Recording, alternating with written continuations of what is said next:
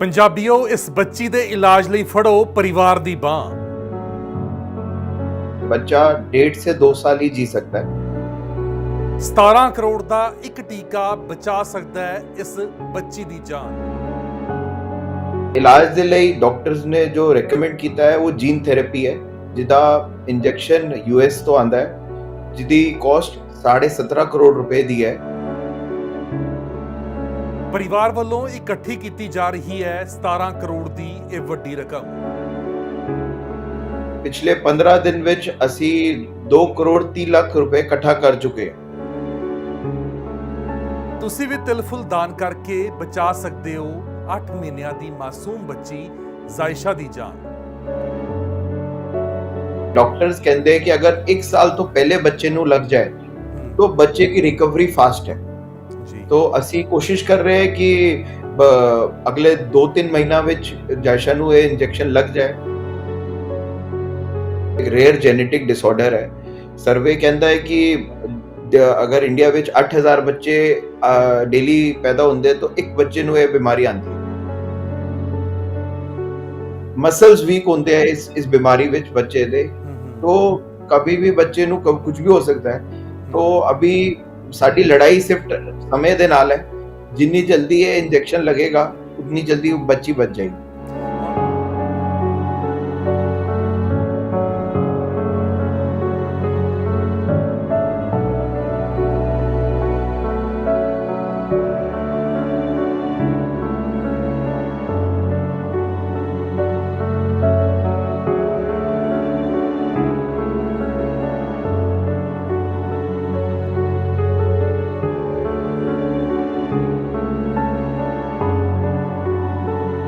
ਗੁਰਬਾਣੀ ਦੀ ਤੁਕਾਂ ਨੇ ਨਾਨਕ ਦੁਖੀਆ ਸਭ ਸੰਸਾਰ।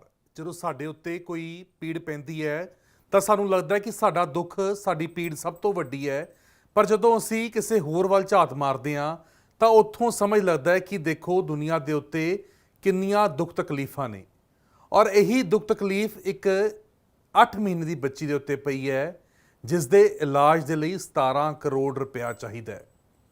ਕੀ ਹੈ ਬੱਚੇ ਨੂੰ ਪ੍ਰੋਬਲਮ ਔਰ ਕਿਵੇਂ ਪਰਿਵਾਰ ਉਸ ਦੇ ਇਲਾਜ ਦੇ ਲਈ ਪੈਸੇ ਹੁਣ ਇਕੱਠੇ ਕਰ ਰਿਹਾ ਹੈ, ਫੰਡ ਰੇਜ਼ਿੰਗ ਕਰ ਰਿਹਾ ਹੈ। ਗੱਲਬਾਤ ਕਰਦੇ ਹਾਂ ਸਾਡੇ ਨਾਲ ਪਵਨਜੋਤ ਸਿੰਘ, ਜਿਹੜੇ ਕਿ ਜ਼ਾਇਸ਼ਾ ਦੇ ਪਿਤਾ ਨੇ। ਉਹ ਇਸ ਵੇਲੇ ਲਾਈਨ ਦੇ ਉੱਤੇ ਲਾਈਵ ਜੁੜੇ ਨੇ। ਗੱਲਬਾਤ ਕਰਦੇ ਹਾਂ ਪਵਨਜੋਤ ਜੀ, ਸਤਿ ਸ਼੍ਰੀ ਅਕਾਲ ਜੀ।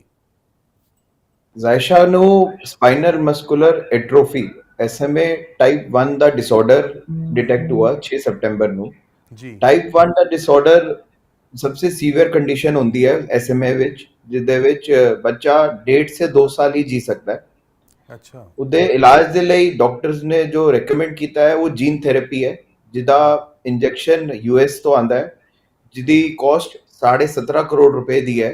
ਜ਼ੋਲਸੈਗਮਾ ਨਾਮ ਦੇ इंजेक्शन है जो नोवार्टिस कंपनी मैन्युफैक्चर करती है जी। तो 17.5 करोड़ रुपए तो किसी के पास भी सेविंग में भी नहीं होता, ना ही कोई लोन मिल सकता है जी। तो सब नाल गलबात करके ਅਸੀਂ एक फंड रेज इंपैक्ट गुरु ਦੇ ਨਾਲ ਸ਼ੁਰੂ ਕੀਤਾ है और पिछले 15 दिन ਵਿੱਚ ਅਸੀਂ 2 करोड़ 30 लाख रुपए इकट्ठा कर चुके हैं जी। ये बैनर हमने एक बनाया हुआ है, जो पोस्टर हम सारे गुरुद्वारों ਵਿੱਚ लगा रहे हैं, जिधर यूपीआई का लिंक भी है।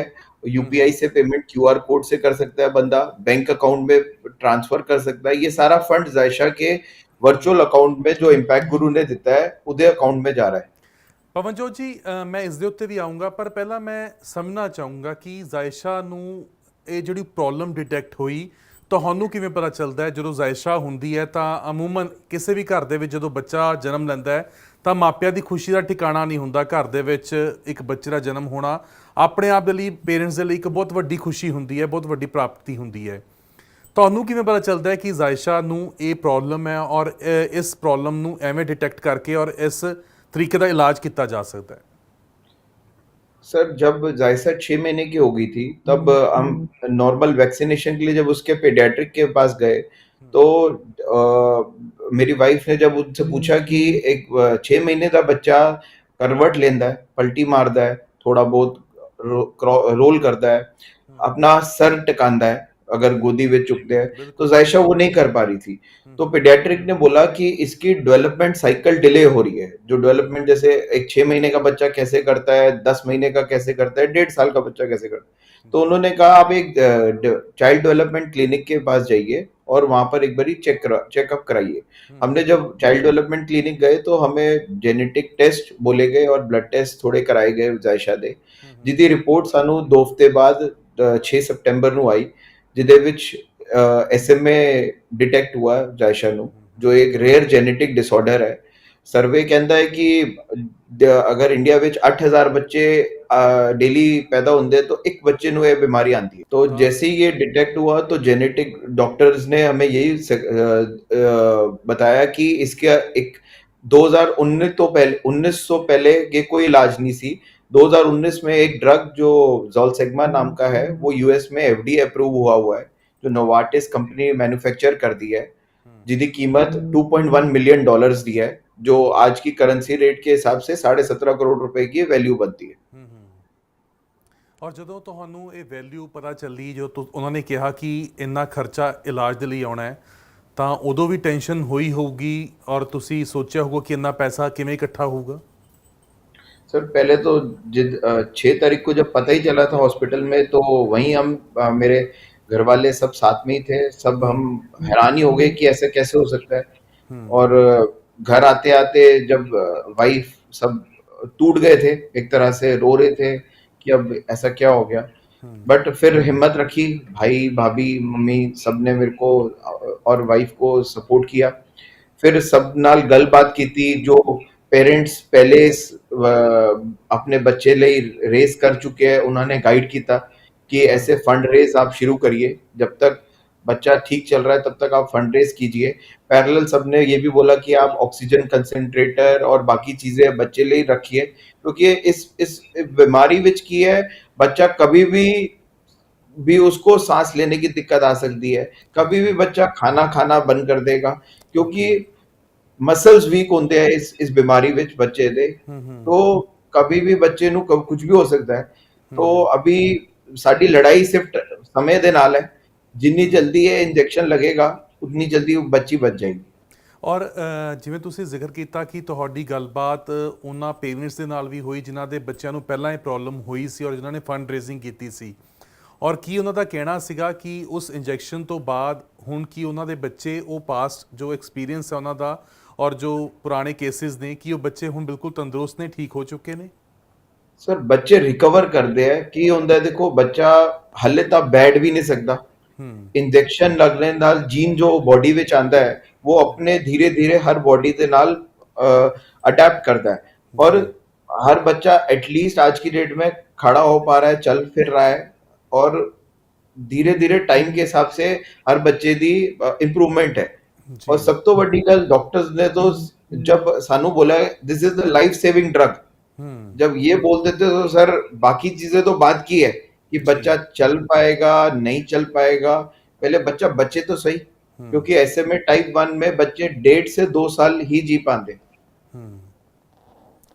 ਪਰ ਹੁਣ ਤੁਹਾਨੂੰ ਉਮੀਦ ਦੀ ਕਿਰਨ ਇੱਕ ਜਗੀ ਹੈ, ਕਿਉਂਕਿ 15 ਦਿਨਾਂ ਦੇ ਵਿੱਚ ਜੇ 2 ਕਰੋੜ ਇਕੱਠਾ ਹੋ ਗਿਆ ਹੈ ਤਾਂ, ਔਰ ਪੰਜਾਬੀਆਂ ਦੇ ਵਾਸਤੇ ਤਾਂ ਖਾਸ ਤੌਰ ਦੇ ਉੱਤੇ ਜਾਣਿਆ ਜਾਂਦਾ ਕਿ ਜੇ ਇੱਕ ਵਾਰ ਕਿਸੇ ਦੀ ਬਾਂਹ ਫੜ ਲੈਣ ਤਾਂ ਫਿਰ ਉਹ ਪੂਰਾ ਸਾਥ ਨਿਭਾਉਂਦੇ ਨੇ। ਤਾਂ ਗੁਰੂ ਦੇ ਉੱਤੇ ਭਰੋਸਾ ਔਰ ਜਿਸ ਤਰੀਕੇ ਨਾਲ ਇਸ ਵੇਲੇ ਲੋਕ ਸੇਵਾ ਕਰ ਰਹੇ ਨੇ, ਲੱਗਦਾ ਹੈ ਕਿ ਜਾਇਸ਼ਾ ਨੂੰ ਆਪਾਂ ਜਲਦ ਤੋਂ ਜਲਦ ਠੀਕ ਕਰ ਦੇਵਾਂਗੇ। सर पिछले 15 दिनों में मेरे 250 रिश्तेदार सारे ग्रुप बना के डेली लगे हुए हैं, आगे मैसेज स्प्रेड कर रहे हैं, प्रमोट कर रहे हैं कि ये बच्चे नु है, क्योंकि कई लोगों को ये स्कैम लगता है कि बच्चे ये ऐसी फोटो आ रही है बच्चे दी की बस पैसे इकट्ठे करने का जरिया चल रहा है।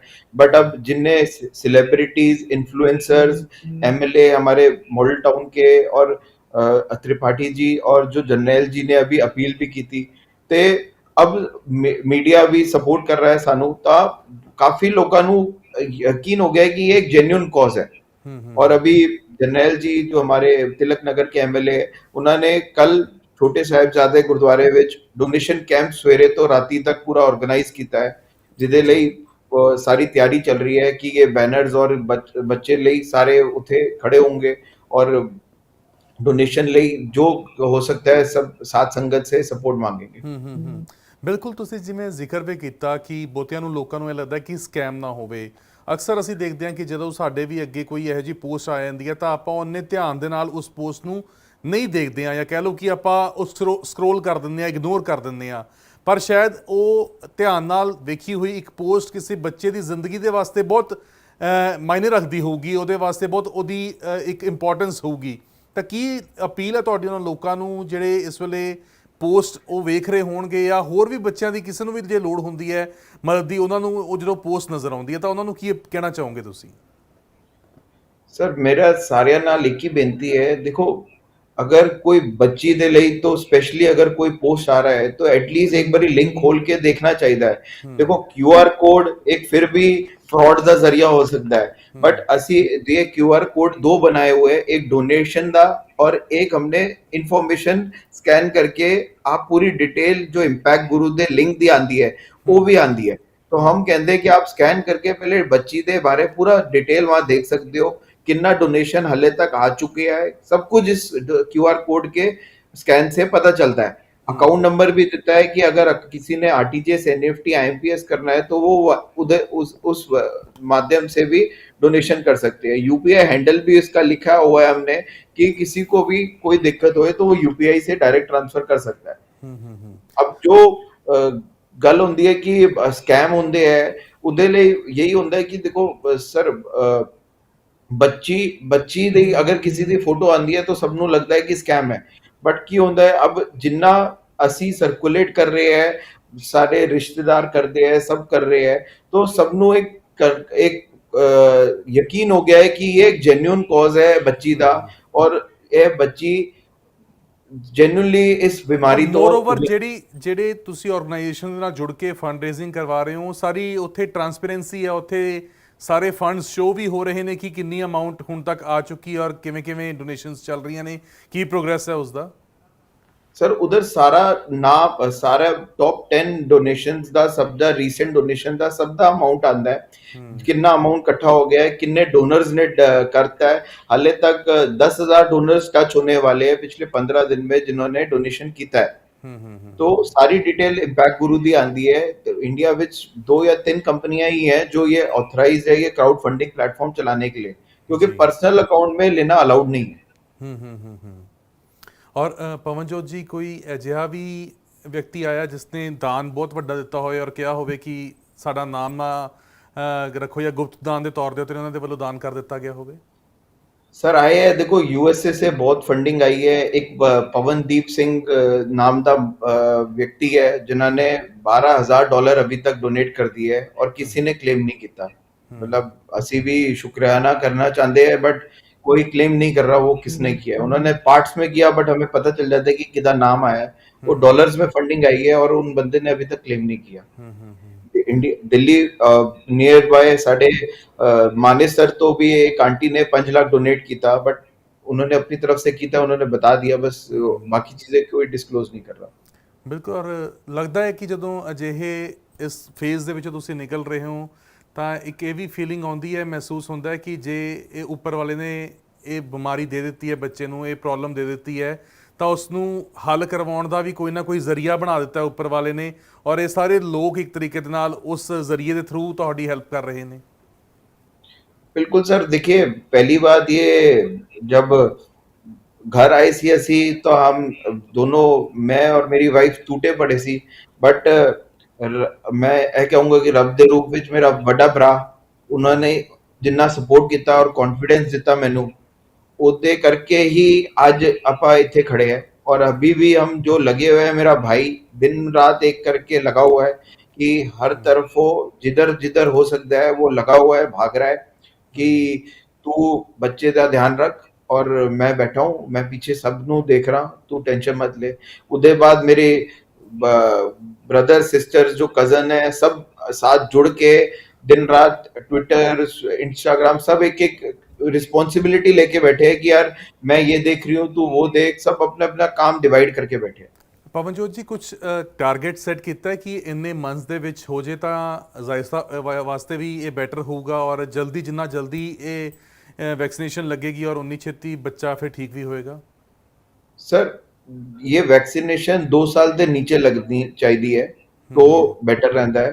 बट डॉक्टर्स ने जिन्ना ट्रायल्स हुए है, जिन्ना इंजेक्शंस लगे है, डॉक्टर्स कहते हैं कि अगर 1 साल तो पहले बच्चे ਨੂੰ लग जाए तो बच्चे की रिकवरी फास्ट है जी। तो ਅਸੀਂ ਕੋਸ਼ਿਸ਼ ਕਰ ਰਹੇ ਹਾਂ ਕਿ ਅਗਲੇ 2-3 ਮਹੀਨਾ ਵਿੱਚ ਜਾਇਸ਼ਾ ਨੂੰ ਇਹ ਇੰਜੈਕਸ਼ਨ ਲੱਗ ਜਾਏ।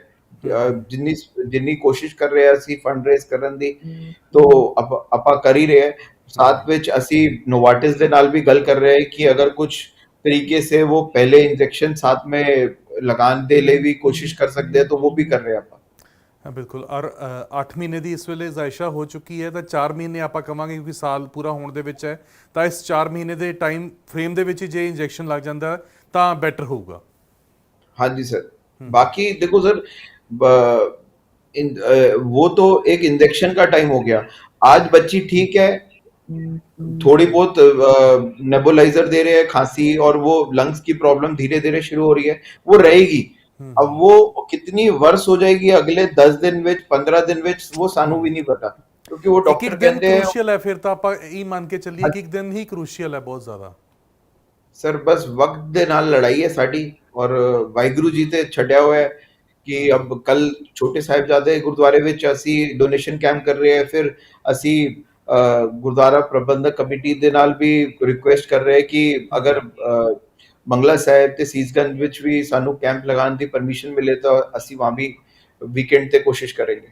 ਬਿਲਕੁਲ। ਔਰ ਪਵਨਜੋਤ ਜੀ ਸਾਡੀ ਵੀ ਇਹੀ ਲੋਕਾਂ ਨੂੰ ਅਪੀਲ ਹੈ ਔਰ ਸਾਡੇ ਮਾਧਿਅਮ ਰਾਹੀਂ ਅਸੀਂ ਤੁਹਾਨੂੰ ਤਾਂ ਹੀ ਅੱਜ ਇਸ ਪਲੇਟਫਾਰਮ 'ਤੇ ਲੈ ਕੇ ਆਏ ਕਿ ਤੁਸੀਂ ਇੱਕ ਮੈਸੇਜ ਆਪਣਾ ਡਾਇਰੈਕਟ ਜਿਹੜੇ ਵਿਊਅਰਸ ਉਹਨਾਂ ਨੂੰ ਦੇ ਸਕੋ, ਪੰਜਾਬ ਦੇ ਲੋਕਾਂ ਨੂੰ ਜਾਂ ਦੇਸ਼ਾਂ ਵਿਦੇਸ਼ਾਂ ਦੇ ਵਿੱਚ ਜਿਹੜੇ ਇਸ ਵੇਲੇ ਸਾਡਾ ਇਹ ਚੈਨਲ ਵੇਖ ਰਹੇ ਨੇ, ਇਹ ਵੀਡੀਓ ਵੇਖ ਰਹੇ ਨੇ। ਕੀ ਅਪੀਲ ਤੁਹਾਡੀ ਇੱਕ ਪਿਤਾ ਵੱਲੋਂ ਕੀ ਅਪੀਲ ਰਹੇਗੀ? ਸਾਰਿਆਂ ਨੂੰ ਮੇਰੀ ਇੱਕ ਹੀ ਅਪੀਲ ਹੈ। ਦੇਖੋ 8 ਮਹੀਨੇ ਦੀ ਬੱਚੀ ਹੈ ਮੇਰੀ जिन्हें हाले तक वो बैठ भी नहीं सकी और उन्होंने इतनी वड्डी डिसऑर्डर बीमारी कुछ भी कह लो जो हो गई है तो सब दे नाल एक ही अपील है मेरी कि बच्चा एक माँ बाप दे लिए सबसे वड्डी